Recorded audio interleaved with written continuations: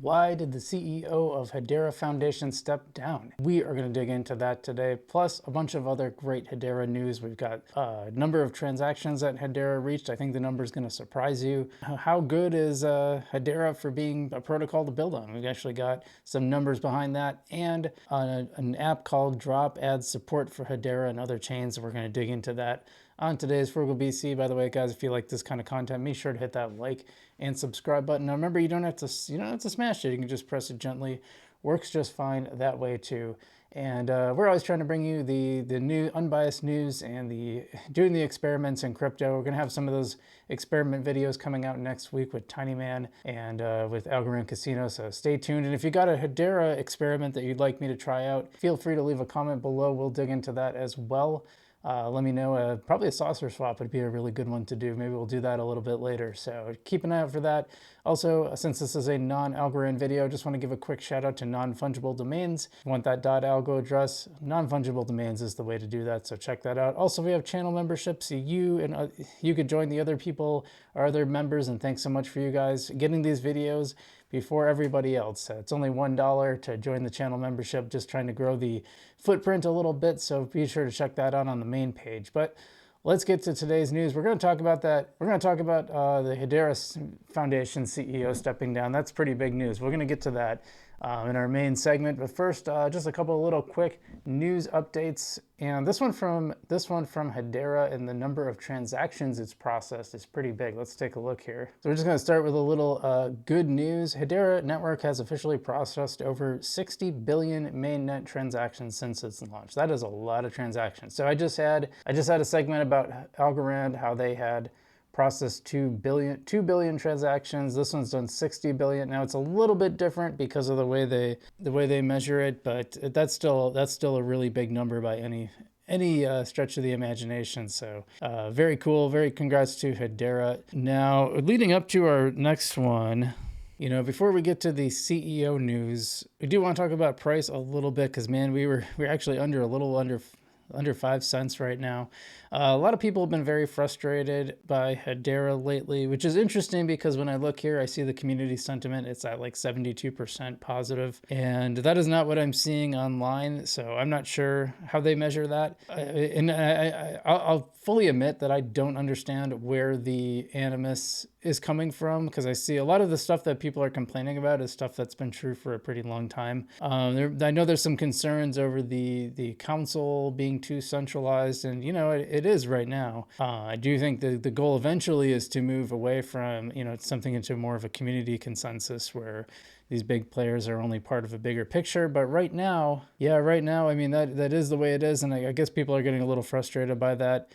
Some people are frustrated by the token releases, but that's pretty normal for a chain. I mean, that's what you do. I've seen people say like that they just shouldn't be releasing tokens. Like, well, that's not how it works. I mean, they got to get out in the ecosystem. But yeah, if you look at like the month, we were at 6.5 cents like a month ago. The year chart, I mean, this is where that BlackRock spike, and I know that ticked some people off too, so people are a little upset about that. I didn't really have a problem with that. A lot of the charts kind of look like this though, so if you look at the main, charts, I mean, Bitcoin back down to 58,000 after getting to around 64,000 earlier this week. Everything's just kind of down, so it's and we're still in neutral territory. We haven't, even when Bitcoin shot up, we stayed in neutral territory, which I thought was pretty interesting. But anyway, let's get back to some more HBAR news. Some data suggests that HBAR might be one of the top protocols being built on, and we're gonna look at some data behind that. Let's take a look right now. So this is by CryptoDep, standing with Ukraine here. Top crypto projects by developer activity in August. Dev activity, the development activity of a project done in its public GitHub repositories. Development activity measures are measured in a number of GitHub events. So at the very, very top of this, let's look at the chart here. Internet Computer Protocol. They use WebAssembly, which kind of allows you to use a number of different languages, but you need the WebAssembly code in it. Followed by Chainlink. Chainlink is kind of like the cross-chain protocol. It's getting a lot of use. Folks Finance is kind of using Chainlink as its hub to expand from Algorand to a bunch of different protocols. But then right behind it is HBAR. So that's with 527 GitHub, what do they call them again? Iterations, events, I guess. So not too far behind, about 100 behind ICP and right on the tail of Chainlink. Yeah, kind of sad I don't see Algorand on here. That's too bad.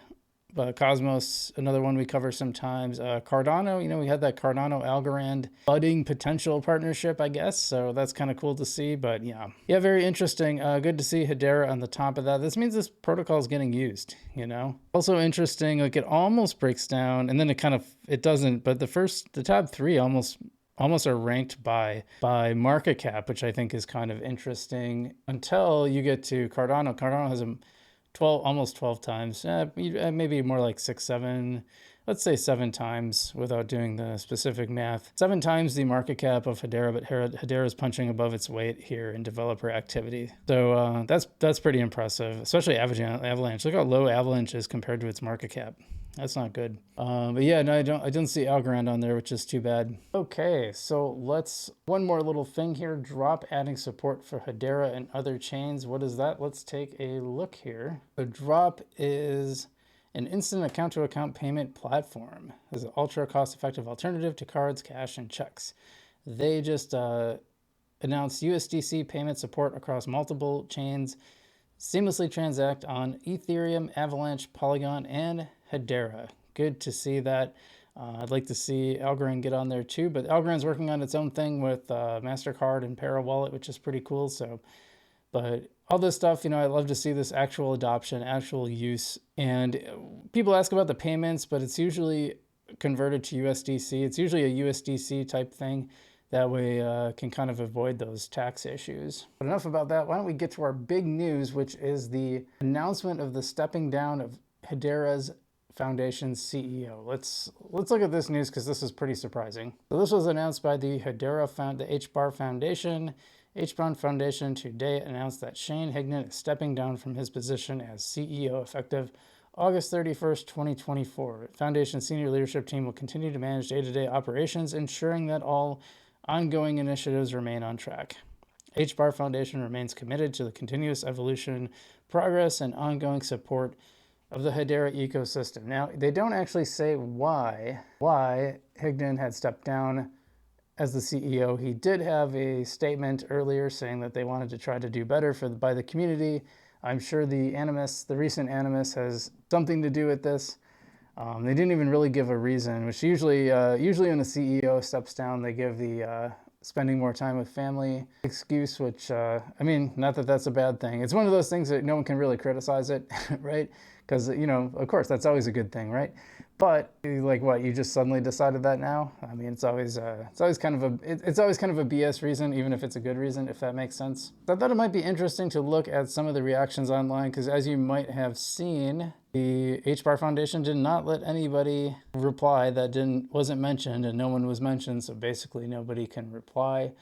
I think probably trying to quell the potential backlash. Let's see what we got here. This person said, #log5 says, this is good. Even the perception of shady behavior should not be tolerated. Uniquely Unpleasant says, well, that's a step in the right direction. Speaks to company culture of fairness and trust. Who will be the new CEO? Charles Dogitz. And hopefully all of the whiny moon boys most on this board can leave the ecosystem too. Thank you. After following HBAR for 2 years with investing and reading, and nearly sold my big because of his actions. Here, he never came out swinging in his own defense, and no one inside the organization did either. Did we ever hear a peep from the HBAR board of directors who are tasked with oversight? Maybe they should resign too. Shane should become invisible once this controversy started.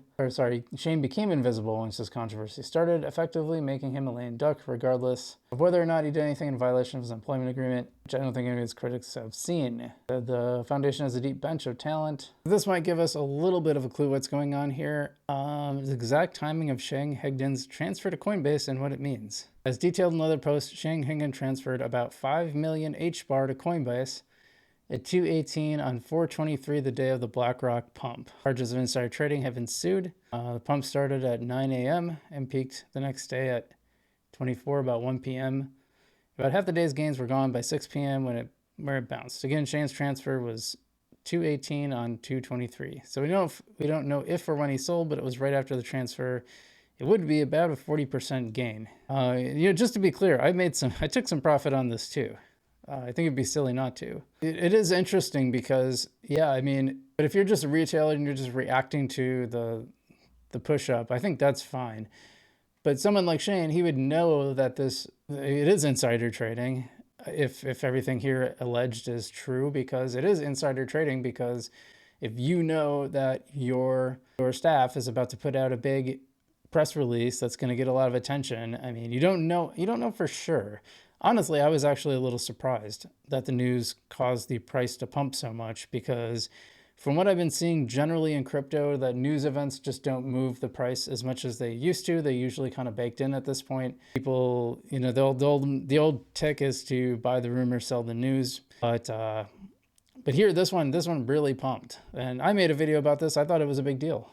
I still think it's a big deal. I thought the backlash to it was kind of crazy, and I didn't agree with it. But I'd also argue, if you knew this pump was going to happen, you don't know it, but you have a pretty good idea, right? I think that's fair.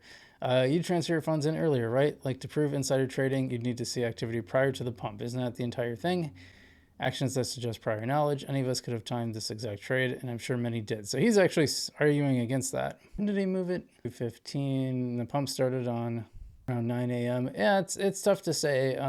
But probably he should just not be. I think if you're involved in running a blockchain, you probably shouldn't be trading your own coin. That's just going to lead to allegations like this. Now, maybe this was okay, but maybe this was all in the up and up.